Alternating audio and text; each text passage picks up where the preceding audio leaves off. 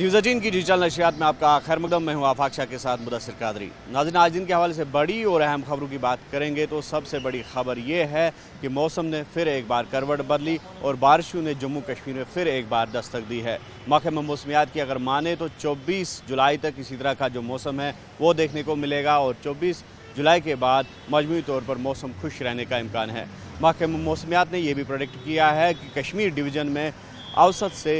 जो दरमियाना दर्जे की बारिशें हैं वो देखने को मिलेगी, जबकि जम्मू डिवीज़न में भारी यानी कि हैवी रेनफॉल जो है वो देखने को मिलेगी। इस बीच अलर्ट भी जारी कर दिया है महकमा मौसमियात ने, खासकर जम्मू के एरियाज़ में, और यहाँ पर भी ये अलर्ट जारी कर दिया गया है कि फ्लैश फ्लड्स या फिर थंडर स्टॉर्म्स के रोनुमा होने के खदशात जो हैं वो ज़ाहिर किए जा रहे हैं और ऐसे में लोगों से एहतियात बरतने की अपील की गई है, जबकि हाई ऑल्टीट्यूड्स पर सफ़र करने वालों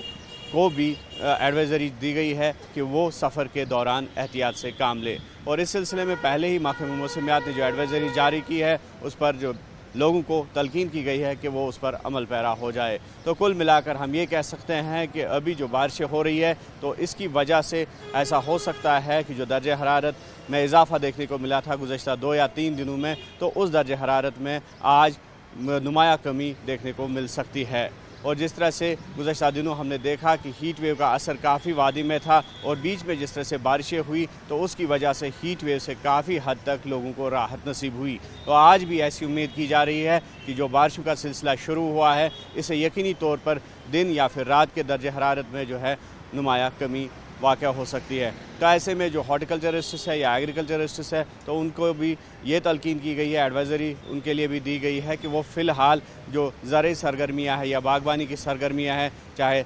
दवापाशी करने की बात हो या दीगर सरगर्मियों की बात हो, तो फ़िलहाल उनको इल्तिवा में रखें, इन सरगर्मियों को फ़िलहाल मुअत्तल कर दे। तो जो ही मौसम ठीक हो जाएगा तो फिर से ये सरगर्मियाँ जो है बागबान या फिर किसान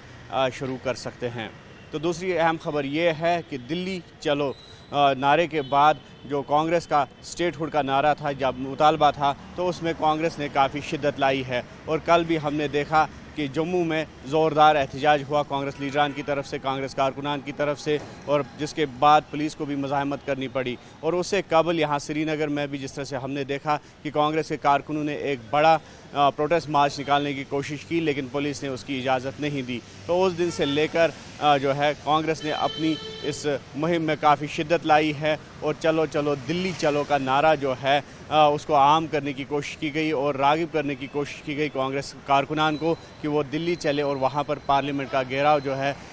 उसमें शामिल हो जाए। बहरहाल आज देखने वाली बात होगी कि कांग्रेस किस हद तक इसमें कामयाब हो पाती है। तो फ़िलहाल हम ये कह सकते हैं कि जो स्टेटहुड का मुद्दा है वो काफ़ी गर्मा रहा है और जो मानसून सेशन है जो पार्लियामेंट का है, तो ऐसा लग रहा है कि पार्लियामेंट में भी जो स्टेटहुड का मुद्दा है वो छाया रहेगा और कांग्रेस कोई कसर बाकी नहीं रखेगा इस मुद्दे को उछालने में। और साथ ही साथ अगर पीडीपी की सदर महबूबा मुफ्ती की बात करेंगे तो उन्होंने leader of opposition Rahul Gandhi को एक मकतूब जो है वो रवाना किया, एक लेटर लिखा है जिसमें मुस्लिम विक्टिमाइजेशन का उन्होंने जो है खुलासा किया है और कहा है कि एलओपी को ये मुद्दा जो है पार्लियामेंट में उठाना चाहिए, क्योंकि जिस तरह से बकौल महबूबा मुफ्ती के मुल्क में देखा जा रहा है कि मुस्लिम विक्टिमाइजेशन में काफ़ी शिद्दत आ रही है और मुस्लिम लोगों को जो है निशाना बनाया जा रहा है। और इस मुद्दे को उबारने के लिए उन्होंने राहुल गांधी को एक ख़त लिखा है और कहा है कि वो ये मुद्दा जो है पार्लियामेंट में उठाए और मुस्लिम विक्टिमाइजेशन जो है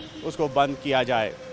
तीसरी बड़ी अहम खबर ये है कि श्री अमरनाथ जी यात्रा लगातार जारी है और आज की अगर हम बात करेंगे अभी तक 3,20,000 से ज़ायद यात्रियों ने मुक़द्दस गुफ़ा में मुक़द्दस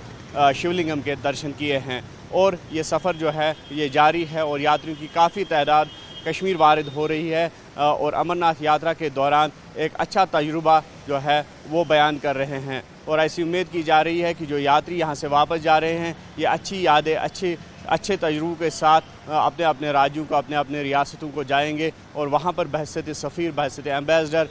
कश्मीर के लिए काम करेंगे, क्योंकि लगातार यात्रियों का ये कहना है कि यहाँ पर जो अमन कायम हुआ है तो वो उसकी सराहना की जा रही है और साथ ही साथ जिस तरह की जो सहूलियात यात्रियों के लिए बहम रखी गई है वो भी काबिल सराहना है। इसलिए यात्रियों की लगातार ये मैसेज है आउटर वर्ल्ड के लिए, बाहर के जो लोग हैं, बाहर के रियासत में मुकीम लोग हैं, कि वो कश्मीर आ जाए, क्योंकि कश्मीर हर तरह से सेफ़ एंड सिक्योर है। मज़ीद खबरों और अपडेट्स के लिए आप देखते रहे न्यूज़ 18 JKLH और हमें दीजिए इजाज़त।